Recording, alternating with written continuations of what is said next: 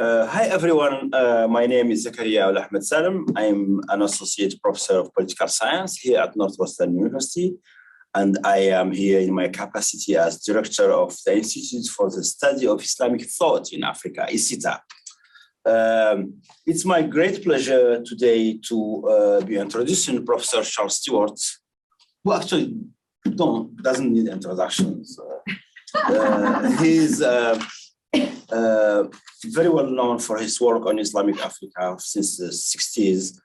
And he is formally an emeritus professor of history at the University of Illinois in Urbana-Champaign. And he has been an associate of ISITA for many years and one of the pioneers of the history of Islamic Africa. And I consider him partly a countryman because he did a lot of work on Mauritania and unveiled the important Islamic heritage in Mauritania very early on in the scholarship. Today, he is presenting a very important recent research. 10 years ago, Bruce Hall, who is a student of Charles Stewart and Charles Stewart himself, co-authored a paper called The Core Curriculum, which basically helped generations of scholars navigate the written Arabic heritage of Islamic Africa. And it's been one of those very influential studies that gives you a very broad idea about what is in the African manuscripts and what are the themes that are prominent. What did Islamic scholars in Africa write about? And the presentation today is titled Literary Authority in Islamic West Africa. And basically what it is, it's an upgrade of that 10 years old paper using private libraries and private collections to really strengthen the argument and open up the perspective and give more insight. So I know this is a paper that's expected by many people interested in Islamic Africa. So without further ado, please help me in welcoming Professor Stewart and his presentation, Literary Authority in Islamic West Africa, today. Let me apologize first before getting into the paper to those of you who were part of the Timbuktu talks that Mauro nobly sponsors at the University of Illinois, because I did the first sort of 15 minutes of this talk for him, which also was online. So who knows who saw it on April 15th. So if some of you want to doze off for the first 10 or 15 minutes because you were there already, that's fine. That's fine. The other reason to doze off would be that you've already absorbed the appendices to a paper that I'm going to be talking about today. If you receive this electronically, be warned, it's 40 pages long. Don't press that print button unless you really mean it. But this involves 3 appendices to a paper that's going to appear as a addendum to the TIMA, the Islamic Manuscript Association conference last September. It was held on the subject of Africa, on the subject of Arabic script manuscripts in Africa. And that will be coming out later this year. So this will be appearing in print fairly soon. So these appendices to that article that you have in your hand and or have already absorbed are 3. One is a list of 317 works that appear with great frequency across a large number of libraries in West Africa, as well as an index to the 201 authors of those 317 works. And then finally, a list of the libraries from which the data was drawn.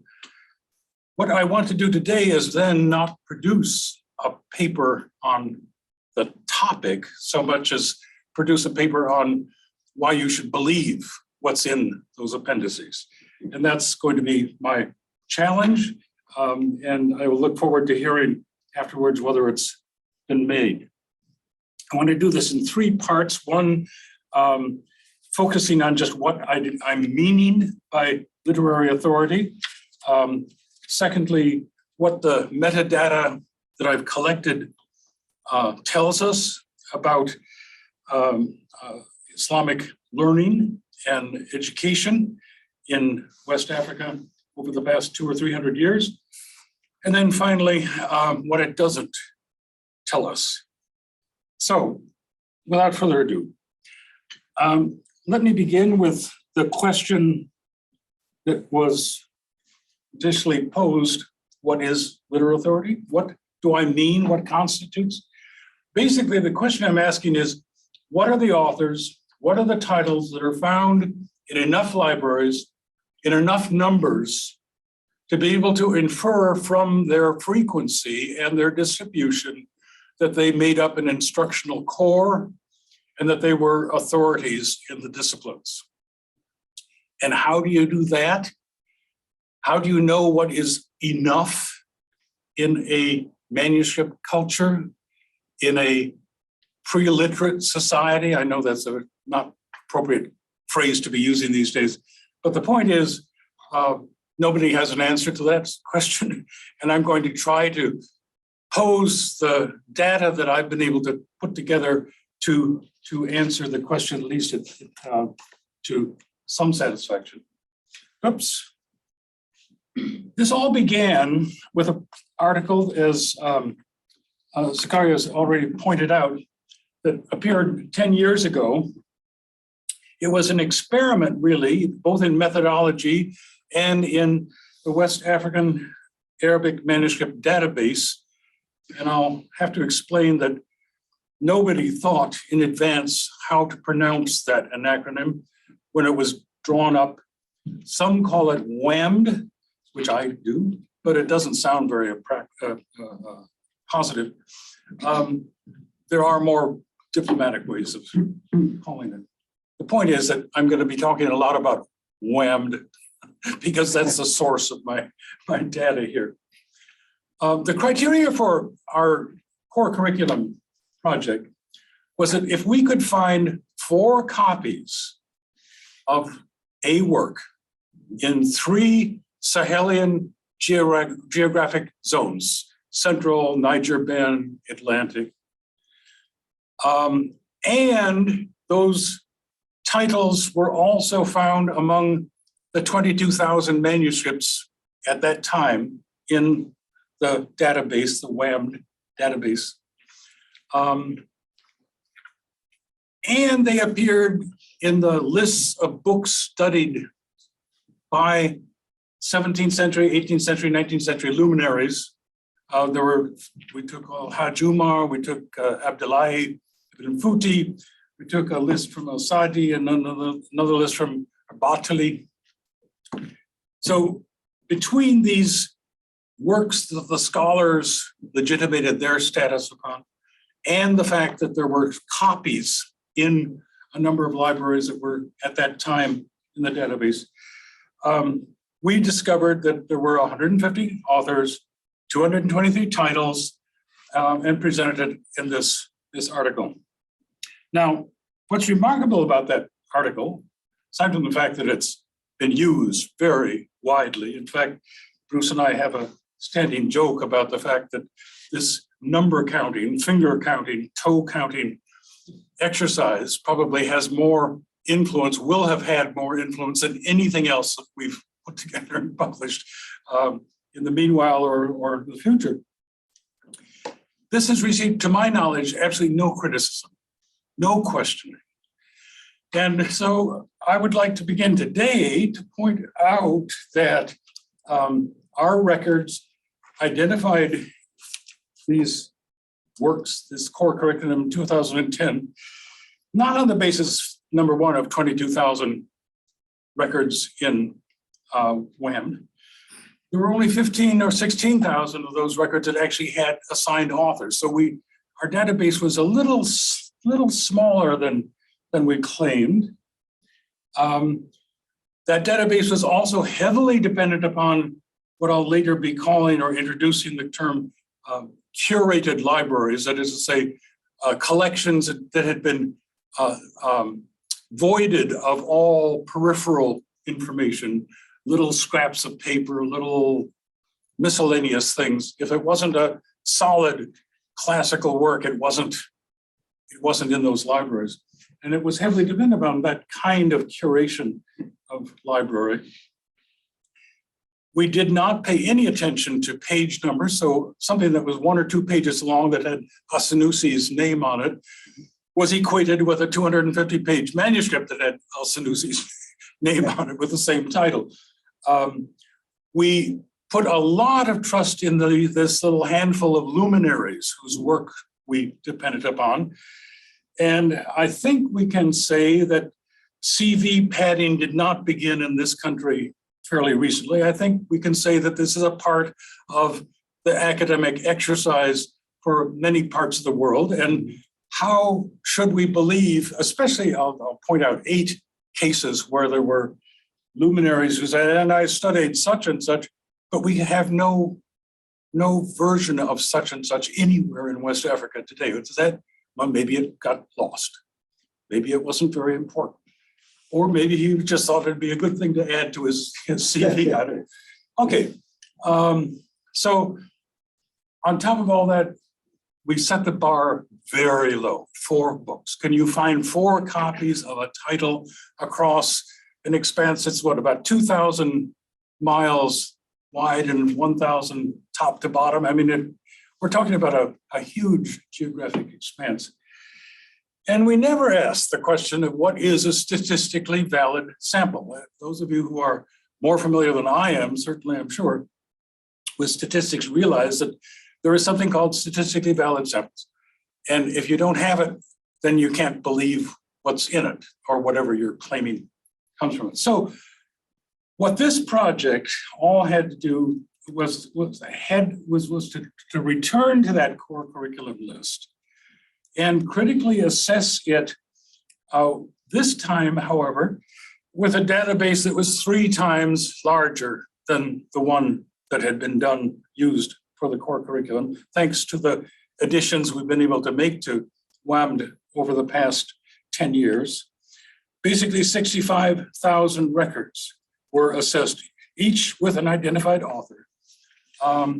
And they were scanned to find out how many replicate titles and authors there were, okay?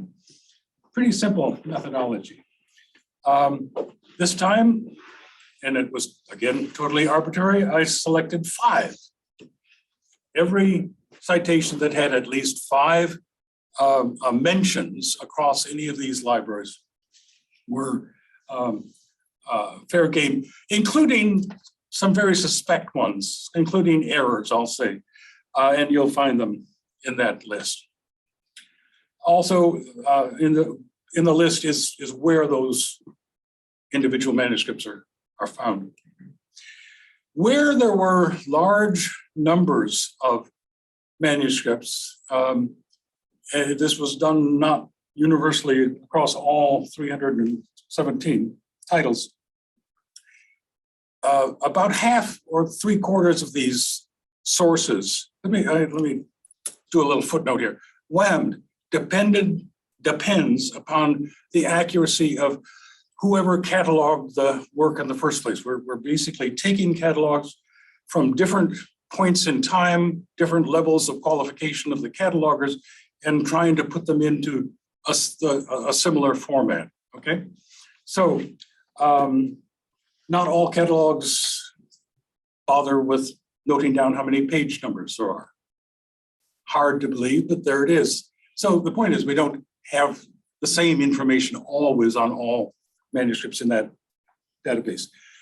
But where it was possible, page numbers were looked at. And it's pretty easy when you see a particular work that is 214 pages in this collection, 250 over here, 198 over there. You get a feel for what is the length of a piece of work. And if the same author and the same work is attributed to 2 pages, oops, we probably don't have the same work, or we don't have the detail. We have some paragraphs. then comes the next question. Does it matter? If Al-Sanusi is being quoted 300 times in a 2-page piece, does that mean he's less valuable an authority than the 201st time in a 200-page manuscript? Probably not. So we leave some of these questions up in the air. I did ignore the studies of the literati, not because I don't trust them, but it just seemed more simple, much more simple to simply say, let's look in this database and examine what the database itself is worth or tells us. And so what were the findings? The big news here is a 33% increase in the number of authors, a 42% increase in the number of titles from that 211 dated core curriculum piece. The subject distribution of the titles was nearly identical to what we found in the core curriculum. And if you look at the left-hand chart here, you'll see the subject blue and orange for the WAMD current list, identical within 4% of each of that. I can explain why there are some variations in these bars, and it has more to do with having added some new topics under belief that made the database, the current database, look as though there are more manuscripts there, but effectively the numbers are not dramatically different. One of the thoughts or worries we had was that we would start getting groups of, I don't know, why am I speaking of we? I'm trying to blame it on Bruce if there's a problem, but in fact, he had nothing to do with this. One of the issues was if all 5 authors are in a single library and they're not found anywhere else, is that plausible? Maybe it was an error made by the cataloger themselves. And so that was one of the things that I was watching for when we when this was all finalized. You can look in this thing that is in front of you. And in the far right column, there are a series of abbreviations. You can see how many manuscripts were in each collection that have been enumerated here. Mm-hmm. That happened all 5 manuscripts in one collection or more. Only 19 times out of 317 titles. So we could just discount those 19 if you'd like. Actually, we should probably discount at least 13 of them because they all come from one particular subset of collections I'll talk about a little later on that were probably annotated with the least professional expertise. And it happens to be the set of libraries in Timbuktu that Ali and Paul are working on right now. So that was not the danger of there being clumps of authors in one library was really very, very minimal. What was interesting in this slice of the exercise was that the West African authors increased by 16%, or from 16% to 20% of the total. And again, this is illustrated in the right-hand chart here. And you can see in what areas those authors excelled.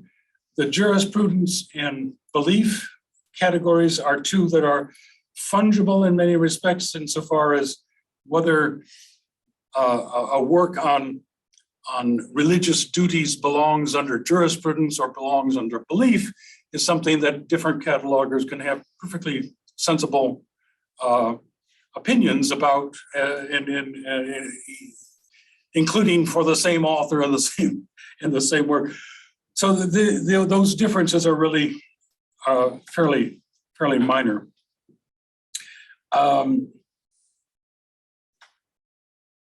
one of the objections to using the number 5 is that it's too small. Maybe we should use the number 10. There have to be 10 copies in these multiple libraries to account for what happens when you do that. You can do it yourself with this material I'm giving you. It drops the number of titles by about 40%, but they're the same, pretty much, titles and ratios and subjects. So whether we're dealing with 5 copies or we're dealing with 10, whatever the minimum is to meet the mark as part of this core of the literature is not awfully important. What really is important, and what I'll admit blew me away a bit, was to do the final calculation with 65,000 authored works as the base in which this work was done. 20 to 20, and I should say that the identification of authors and works was done very conservatively. I will guess that it's off by about 10% low in almost every one of these categories. And this, I won't go into the differences of cataloging and identification of stuff that is behind that number, but I've spent a lot of time with it. And what it comes down to is that 20% of all manuscripts with identified authors in our database are one of these 201 authors, 317 texts. I believe that the database itself is broad enough and that it is statistically valid enough to make the projection that, in fact, in any West African collection of any size, 25% of those titles and those authors are going to be the ones we're talking about on this list. I think that's a pretty dramatic statement to make about what constitutes. This is from a field in which a few years ago people couldn't tell you how much literature on law versus how much on prophetic traditions was available. We now can pretty well identify I think with this kind of data, the very essence of what that tradition is about. There's some very interesting, when we start getting into the metadata and how can you parse this, very interesting elements that it brings out. The one of the more dramatic is this next one, the chronological distribution of authors across time.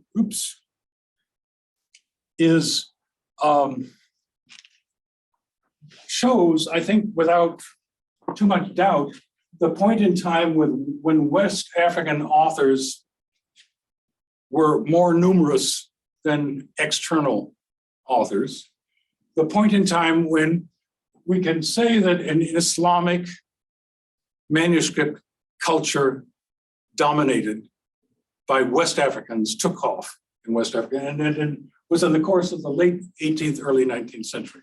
Now, say that out loud to most specialists and they say, well, yeah, of course. But in fact, of course, it is demonstrated, I think, by this kind of data. At what point in time was there an autonomous West African-led culture? We can also divvy up the pie. These are the distributions of material. The only one not labeled here, the brown, is supposed to be literature, and I didn't have space to get literature in there. And besides which, there were no West African authors that fit in there, so it got lost. But this gives you some feel for what the distribution of subject matter was or is in this core that I'm talking about. This is where the literary authorities reside. And I've indicated the subtopics under which the West African authors are found in this particular slide. a few other metadata pieces. And there are lots of ways of cutting, slicing, and dicing this data. This, the Quranic Sciences graph, I think, shows an interesting piece of background to the idea of Quranic tafsir, of Quranic commentary, and the number of West African authors as opposed to outsiders that show up in this sample. And particularly interesting to me, and maybe there'll be people here who've got some answers for me, recitation. There were 186 titles in Quranic recitation to show up in this survey. 173 of those, I believe, all come from what is today Mauritania. I am attributing this to the fact that the Hassaniya language, being so close to Arabic, required reciters of the Quran to pay extra attention to the way in which the word was spoken. What I can't understand entirely is why did recitation not take hold anywhere else in the West African literature? That's not to say they did the works on recitation didn't exist, but works on recitation in any number by the same authors didn't exist, okay? Well, we can come back to questions like this. I mean, all of this data broken down into pieces starts triggering questions about the intellectual tradition and the way in which knowledge was transmitted that, again, we didn't have access to asking about before this was available in this way. I think it's very instructive to see the number of West African authors engaged in teaching syntax.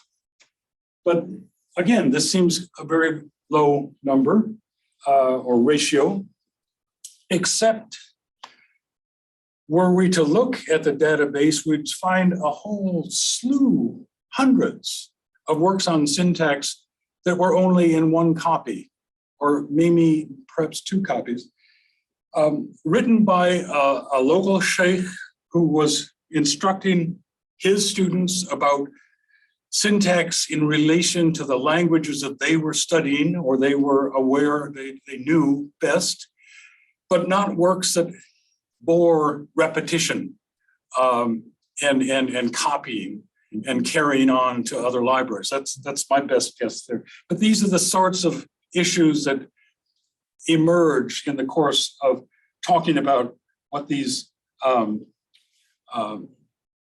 numbers can tell us or what they trigger. This is a really critical slide as we ask beneath that banner, how representative, in fact, are the libraries from which this data is drawn? The table here shows individual libraries down to the 31 Savama libraries in Timbuktu. These are private libraries that HMML is in the process of cataloging. And as you can see, by far, they constitute the largest single body of manuscripts. They also constitute the smallest single body of manuscripts with author designation. 13% of those manuscripts have got an author tied to them. By comparison to, these are catalogs, don't pay any attention, but Tilimi, Nouakchott, Shigi, these libraries typically had 80, 90, even 70%. Any library that had 50% or above authorship identified with their works, in my mind's eye, were libraries that had been curated well, that were known well, and the catalogers were familiar with, okay? So as soon as I find a library that has 3%, as some of the Savannah libraries do, of authors identified, but 10,000 manuscripts. You got to wonder whether the rest of the data that's coming out of that library is very solid. But what's interesting about this is not simply this, the gray line here shows the number of identified authors in these individual collections.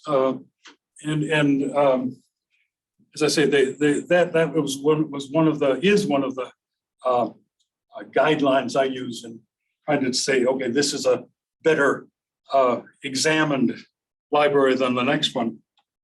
The numbers here are actually this is the most operative string of numbers, because these are the numbers of manuscripts with attributed libraries, authors, moving down to this enormous number. This is the number here that up to that point that is probably the most, I'll call them the most accurate, the most trustworthy of the collections. There's another way of looking at the way in which this data has been drawn, aside from just libraries that have got excellent curation and those that don't. And that is the ones that have what I was calling earlier on curated collections as opposed to comprehensive. These were all in the original core curriculum, roughly 22,000 manuscripts. And all of them represent collections in which, in the course of the cataloging, the peripheral material was all tossed out. I remember to my horror when I was working in Nouakchott many years ago, being shown into the inner sanctum of the emeritus manuscript collection.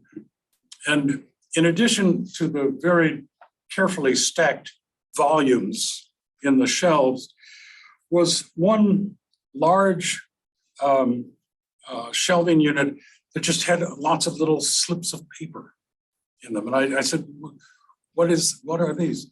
Well, they're poems, they're shopping lists, they're letters, they're things that were stuck in the manuscripts.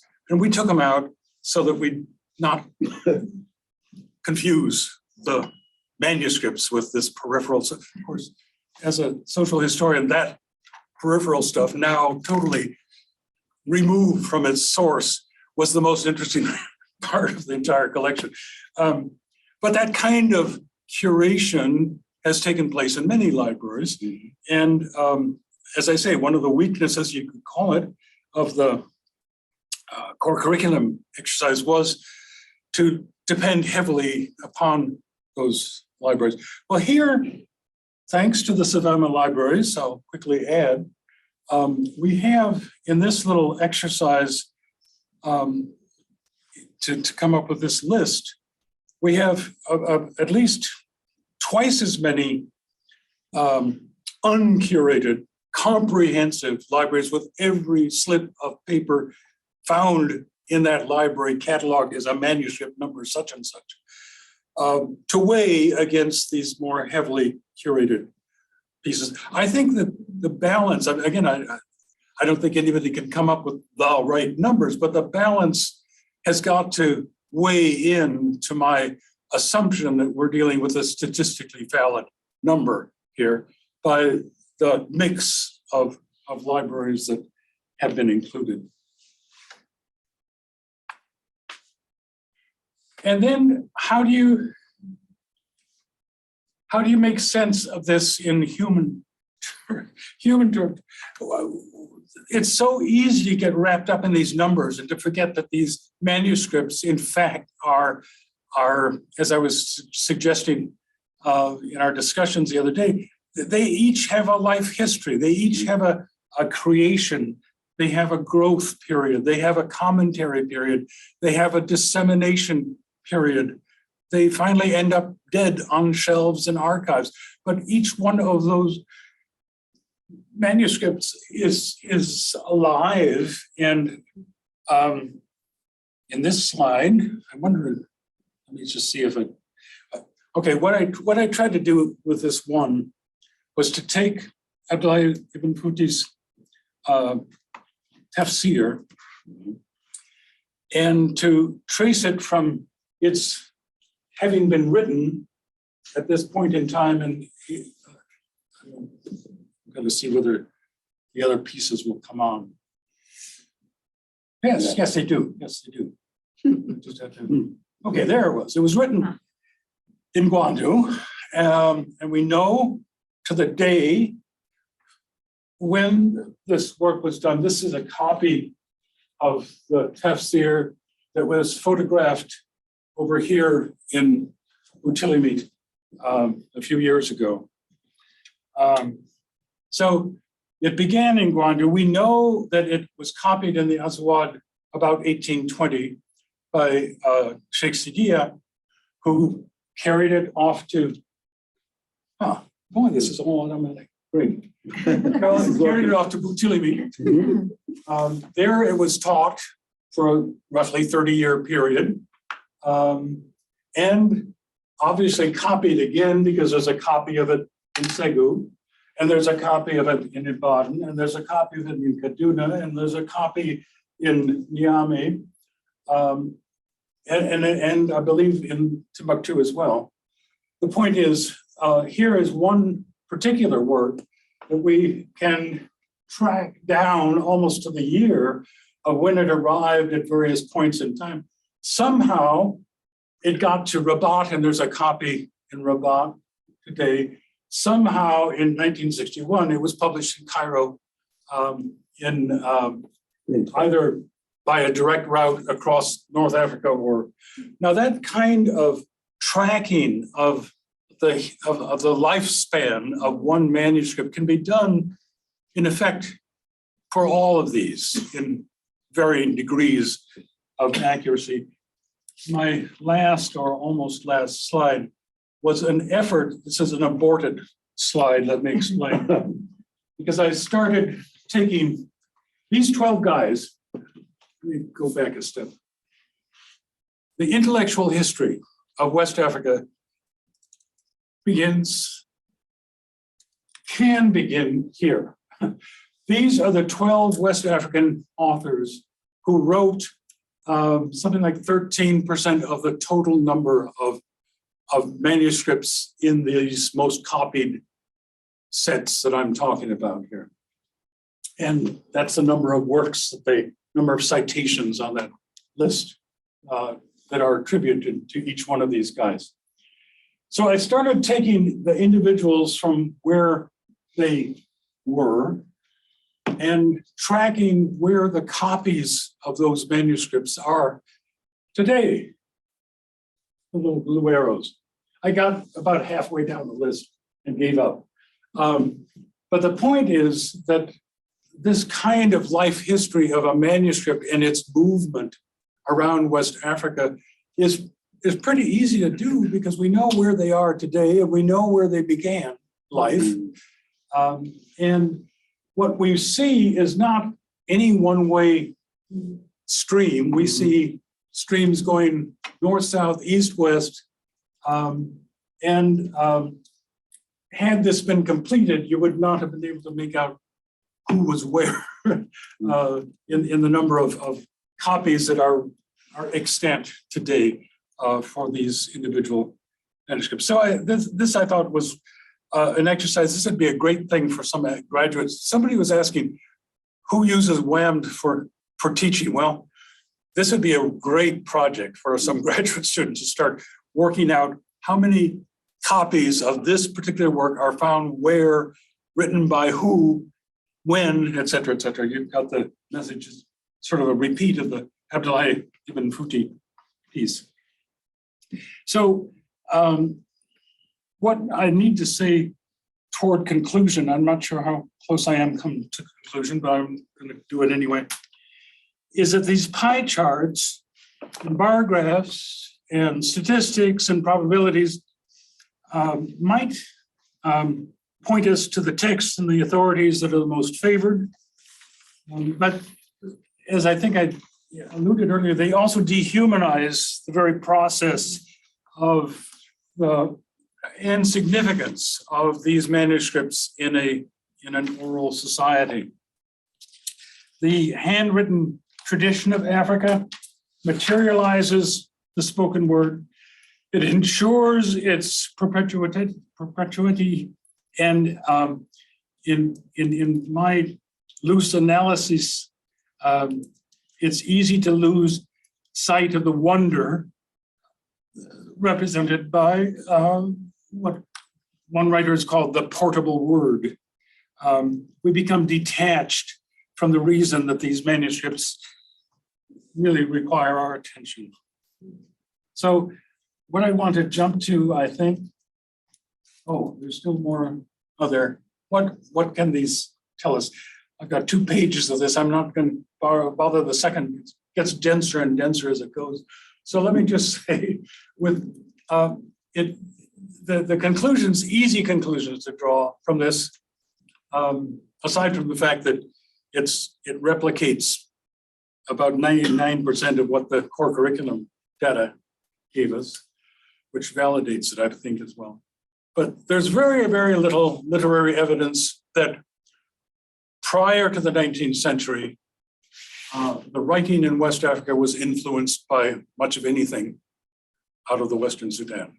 I mean, I know this hits at a very soft spot for many of us who have taught for many years that thanks to the grand, glorious age of Arabic literature in West Africa, this tradition was continued into the 19th. No, there were, I think, 4 authors in this list of 317, 5, who predate the 18th century. So this is not a grand continuation. It was a reinvention of Islamic society that we associate with the 19th century. And that's pretty significant. That's back to that bar graph of when it was that the writers themselves were living.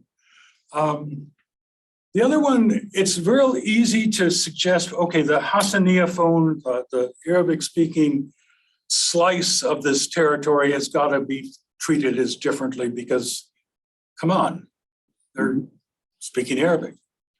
In fact, the basic texts that were replicated and obviously used in teaching were the same in Mauritania as in Bamako or Kano or whatever. There were some major distinctions within individual disciplines and emphases. And I think we'd have to get to the second page that I don't want to bother you with to explain this, but it's the difference between a society, Hassaniya society, that had no centralized political structure and therefore depended heavily upon case law for juridical matters versus societies that had hierarchies and had ways of solving legal issues without reverting to case law. So there's a lot more case law citations on the Mauritania side of things. But by contrast, in the northern Nigeria and Niger, Segu section of the map, I'd say there's at least 30–40% more prophetic love literature than there is on the Mauritanian side.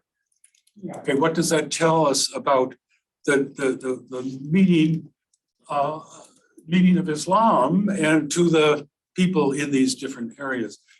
There are those distinctions, but the basic core, I'm saying across geographic and chronological eras is really pretty minor. I've emphasized this already. I do think it's one of the more profound statements that can be made from this literature, that a distinctly West African Islamic culture emerged in the course, definitely by the second quarter of the 19th century. We could debate going back to the individual sources, whether it's earlier than that by 25 years or 50 years, but we've got that pretty well settled, I think, with this kind of data. Also, and this is back to that slide of the 10 or 15, 13 guys that wrote the most from West Africa, the authors and the texts upon which West Africa's intellectual history will be written are known. We know who they are. Their names were on the list there.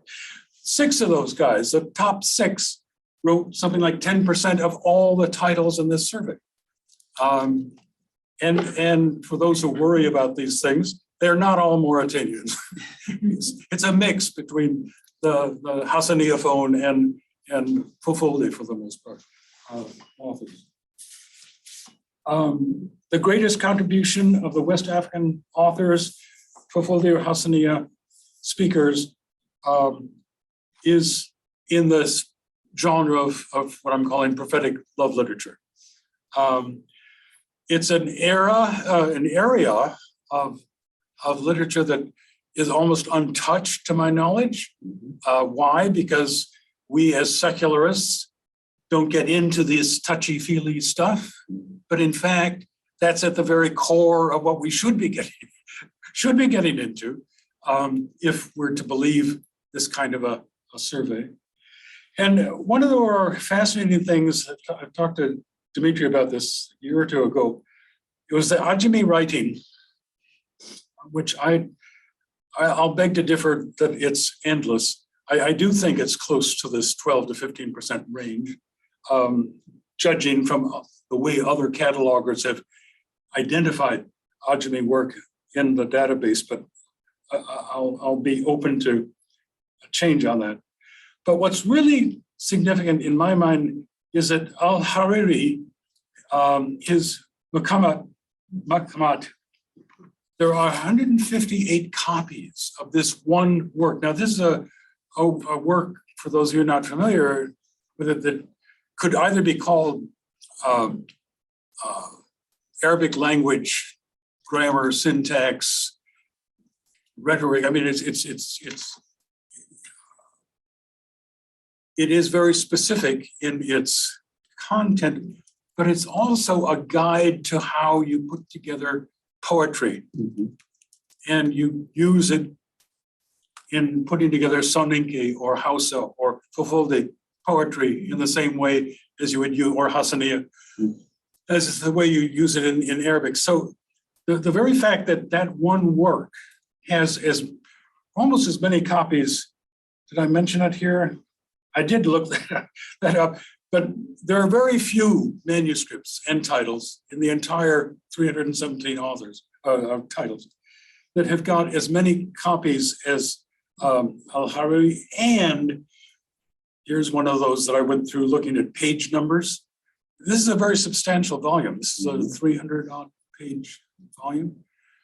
Almost every one of them was between 250 and 300 pages. In other words, that one work was pretty well complete in each one of these 158 copies that are extant today. So I think that there are ways of focusing in on Ajami, especially with this one source for facilitating the use of Ajami in poetry.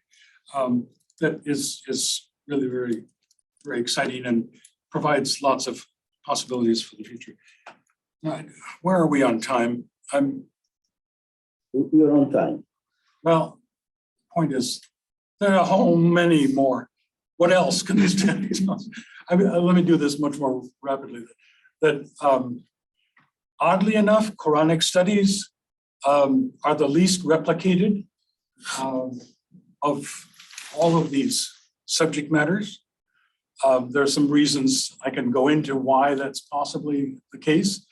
I've mentioned recitation as being one of the mysteries in my mind's eye, except for our not understanding where that recitation is found. Recitation, I should say, usually includes orthography, which is to say the voweling, which is very important, obviously, in unvoweled text, in recitation of the Quran. And we know that every school kid learns to recite the Quran as a part of their basic step one in the education process. So why and where does the issue of recitation enter in these areas outside of Hassani-speaking Africa? The other point about the Hassaniya phone, I know it's awkward, but let's not forget that the Kunta, much of Timbuktu literature, as well as, of course, what is today Mauritania, is part of that Hassaniya phone. I mean, we tend to think, oh, that's those Mauritanians. No, in fact, the line, I do the line from Morocco around, loops into and around Timbuktu. It's interesting that one text I was showing you of Abdullah ibn Futi's on Quranic tafsir, the most widely adopted text of any writing by any West African of this entire collection. I think that's really interesting. And again, back to looking at the page numbers, all those that have got page numbers attached to them tend to be, complete. I mean, and that's a major piece of work. It's actually the copy in Rabat and the copy in two or three of the copies in Timbuktu are 2 volumes. It's very unusual, first, to get writing in tafsir by any African writer. The Mauritanians used to explain to me that we don't have the libraries here to do the kind of research to be necessary to write a proper tafsir. But to have one written from what is today Nigeria and to be a bestseller is itself pretty remarkable. And one of the reasons for tracing those numbers is just to impress upon you the number of pages that we're talking about. Okay, 300 pages times, is the number up there? No, it's here. Anyway, 26, I think it is. That's a lot of copying for one work. I mentioned this, the indication that teaching text and syntax were numerous, many of them without authors, and many of them short, but all of them fascinating for the very fact that they were adapting basic grammars to local teaching needs. And from a pedagogical point of view, here's one area of unauthored works for whom we don't know the author, that would be really, really instructive to look into. I mentioned this earlier in our conversations here. The one writer in rhetoric, one West African, who falls outside. I should have said earlier, all these writers stop as at the end of the 19th century. I think there are 2 that I inserted, that one died in 1906, one in 1912, but they're all pre-20th century writers. One I wanted to include, because there were so many copies of his work, is this guy who wrote the rhetoric piece on letter writing, back to our enthusiasm for letter writing a few minutes ago. I think this Hadith literature is not unlike the syntax. A lot of short works that are focused on particular issues, radios, casting lots, tobacco, women's hair pieces. Obviously, hadith that were serving the purpose of fatwa, and carrying probably a little more weight behind them because they were hadith after all. I don't know. And many of them without authors. But that's another area of research that I think this stuff brings to the fore as wheating for a graduate student to need a topic. This is going to get me into trouble by saying it, but I will. Part of our narrative about Islam in Africa is the Sharia is brought in, Islamic law becomes a part of the societies. In fact, there's very, very little indication outside of Mauritania that the Sharia played any significant role in these West African cultures, from which I draw the conclusion that customary law probably predominated. What am I talking about? There are three areas of legal writing, thinking, action that in any legal system anywhere in the world take up more literature than anything else. Inheritance, marriage, divorce. Duh. And yet these are very minor in the fatwa literature, in the, again, not in Mauritania, but in these other areas. It's one of those distinctions between these two subcultures, if you will, of the West African manuscript. So that produces an interesting question or set of questions that would be worth returning to in much more detail with a few PhD theses in our hands. The didactic texts on religious duties are the mainstay of legal writing at the local level, I mean, by West Africans. And that kind of goes with the prophetic love literature in terms of a topic that was easily accessible and was not so tied to hoary traditional literatures. And it has to be said, as in any literary tradition, anywhere in the world, there are phantom authors who appear. There are misattributions. In this text, you'll see my drawing attention to those who I find a little suspect, but they're there because they're in the database. Part of those 13 or whatever that I suggested were questionable. That is a quick and long version of the metadata and what it tells us. I hope you'll keep in mind my remarks on what it doesn't tell us, how steeped into the statistics we can forget what these manuscripts really mean, what they're all about. And that is a remake of the core curriculum. All right.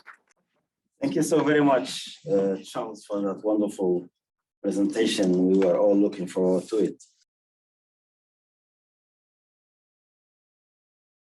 Full of questions. Thank you so much for this really, really interesting talk. I'm only going to ask two, though. The first is just trying to sort of not misunderstand your presentation. What is a distinctly West African Islamic culture? What do you understand by that? Because it seems to be tied to authors that are identified as from the region. But does that make it a distinctly West African Islamic culture? It's a very good question, yeah. and it is a correct attribution of a misstatement on my part, probably, by using this kind of phrase.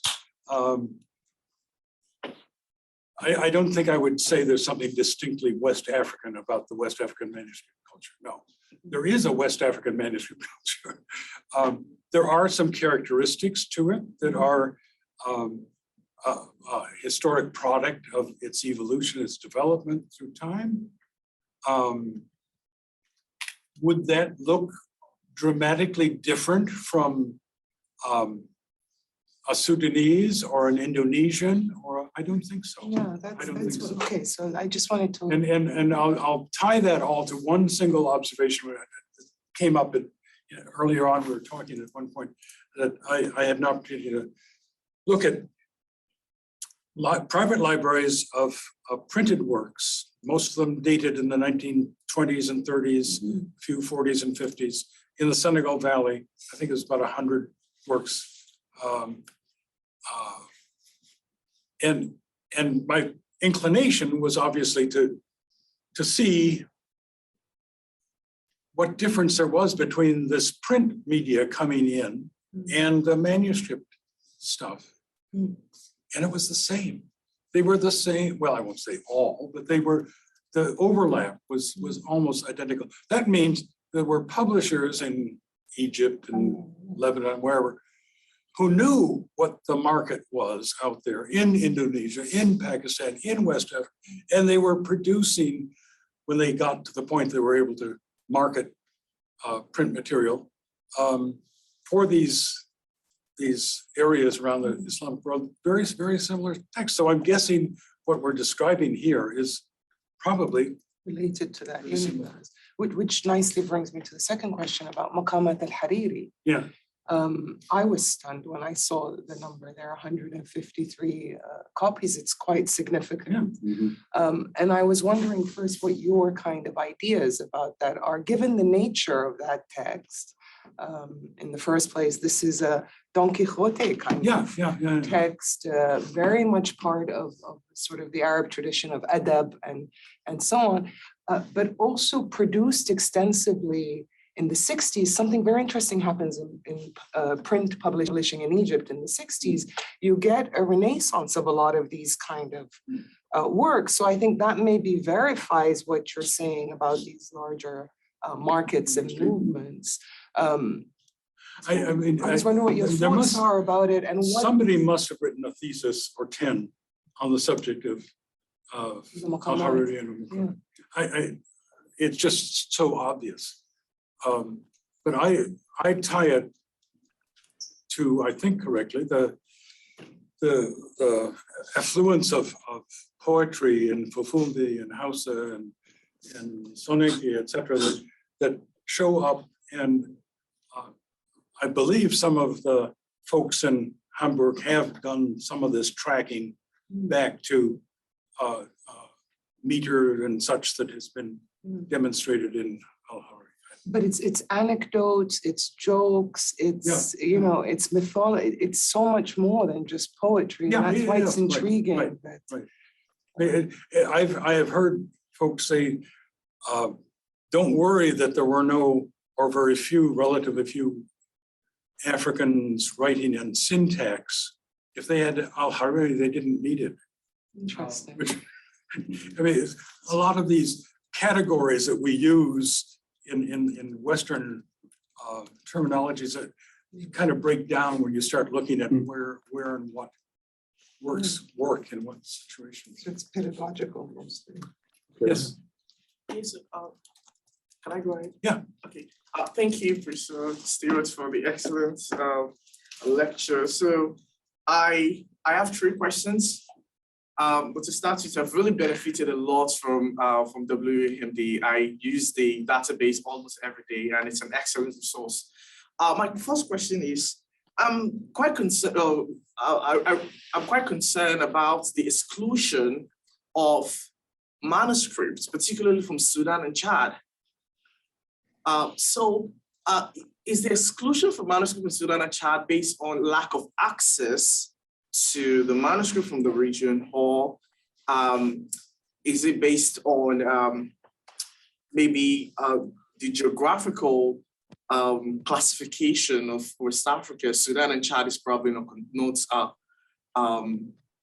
connected, because there are some very good manuscripts actually coming from Sudan, particularly in the Aus community in Mayo. I remember that Professor Mohammed Sani Humar that wrote on the Muslim intellectual influence responses of colonial Muslim intellectual responses to colonialism in northern Nigeria. One of the major manuscripts for that particular thesis actually came from Modi Abdu, was manuscript Risalat Nasiha. It was actually discovered in Sudan. Yeah. And for Chad, with the exception of Dori van Derlin, who obviously wrote the recent the book Doubts, Scholarship and Society, discussion around manuscripts, Chad is almost completely taken out of the equation. And Professor Smakan mentioned this as well in his Beyond Timbuktu, and I'm really, I really want to know your view. Like, what do you think about accessing manuscript, particularly coming from Sudan and Chad? That's the first question. Okay, I can answer that one real quickly because we're out of time a little bit. So okay, and then there are questions in the database grew up as if you look at the history of how it evolved. It's on at the site out of one project in Butilimit, and it was the director of EMRS, Abdul Sheikh, who, when I was there a few years later, said, how about using that same software to do our collection here, which then followed somebody else saying, how about doing our collection? And suddenly the penny dropped. It would not be hard to put many collections here. And for the first time, being able to unite an Islamic culture that had been divided up so carefully by colonial frontiers, et cetera, and that was otherwise unrecognizable because the catalogs each had the individual collections in them. So it was happenstance, how it got to where it got. And now we've come to realize that it's one of the only such regional databases of Arabic manuscripts, maybe ever, I don't know. It's kind of unique. So we've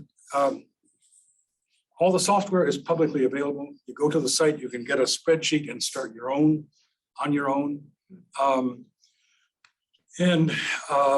The whole idea was that other people can use this and do their own sets. If they would like to send their data in and we put it in with the rest, so be it. That would be really great. And we have the ISITA African Literature of Africa published by Brill. Right. In all the regions. And that the Brill volume on Mauritania is in there as well. Absolutely, yes. So I suggest we take questions from the online audience. We don't want to exclude them. Right. Paul Naylor is up. Okay. Okay. And there is another question. Right. Also, two people. Okay. Paul, go ahead. Okay, thanks. Yeah, thank you, Charles. I've asked this before, but I'm just going to ask it again, because I think it's an interesting question. So, are we saying this literary authority applied in the 18th century, or in the 19th century, or in the 20th century? Is there any way that we can set a range of dates to the precise construction of this core curriculum, or is there any way that we can show how the core curriculum changed over the years and over the centuries? For example, the absence of Sharia law, in the 20th century is I would say is pretty connected to, and I think you've said yourself in the past, is connected to colonialism and the enforcement of European laws in much of West African territory. But is there a way, I suppose what I'm saying is, can we chart the change in this core curriculum over time? That's my first question. And the second one is one that I just kind of thought of now, really. I haven't reflected on it before. Why, if it's a genuine family library and not, I forget the term you used, but not a kind of curated library that has been growing exponentially in the past 5-10 years, as we've seen in Mali. If it's a genuine family library, why do you need 3 or 5 or 10 copies of the same text? Just putting that out there. I'm going to come back and ask you a question about the last question.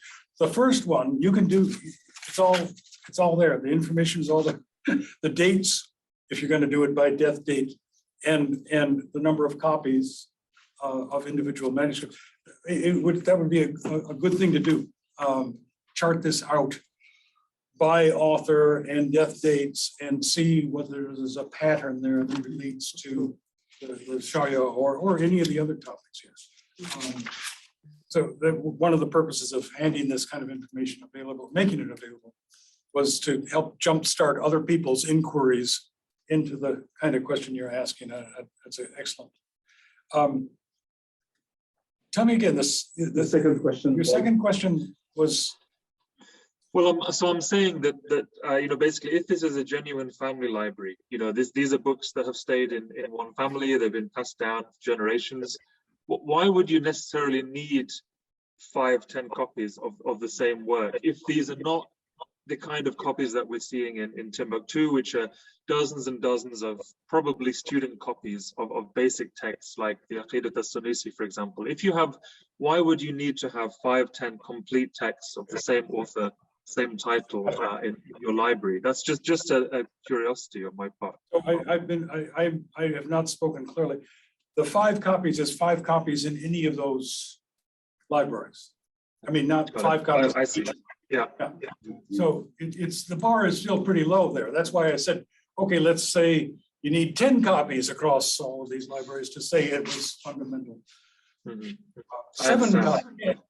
So it isn't referring to a single one. Okay, okay, good. We're out of time. We've been out of time for Out of like time. 15 minutes, but we have a one last sorry. question from the audience. Akil, Fahd, Fine. go ahead, Yes. please, ask your question. So the question I had was, what is the current situation of moving the West African Arabic manuscripts from objects of veneration more towards actual investigation of the learning embedded within the manuscripts? And then the second was, which of the manuscripts have actually been published or translated so that they are made available to the general public?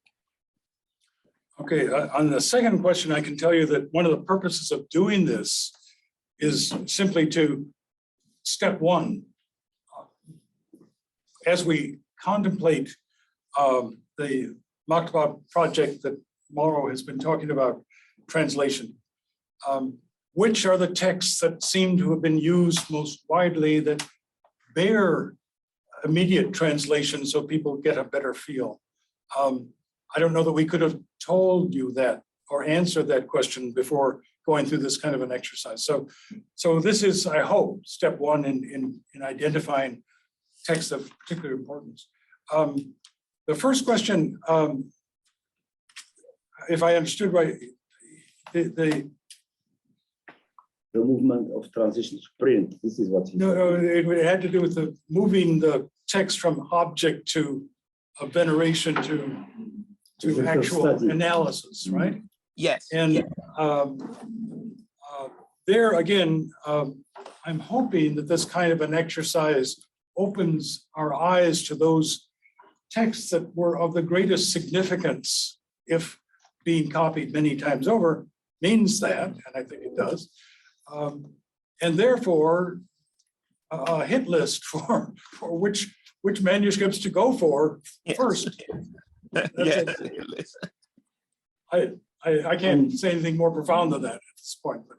And there are a lot of dissertations and books and articles already written. And dealing with the content. what's been translated, I have not gone into this to identify how many of these. I would guess very, very few. But if you're looking for a translation list and you want to work on those manuscripts that seem to have been most studied, copied, you got it. And yeah, there are a number of projects, upcoming projects, including here at ISITA, to translate and to put online some of these manuscripts in the coming year. So just, It's not a forgotten yes, issue. In fact, stay it's ready to put and we'll be able to. But besides that, these manuscripts, we're discussing this whole earlier. He wrote about these manuscripts. Mauro wrote his own book using manuscripts. So there is a vibrant area of study using the content of the West African Arabic manuscript, if you keep following the publications in relevant academic journals and publishing outlets. We have to stop here because we're out of time. We're 20 minutes beyond our time. Thank you so much, Charles.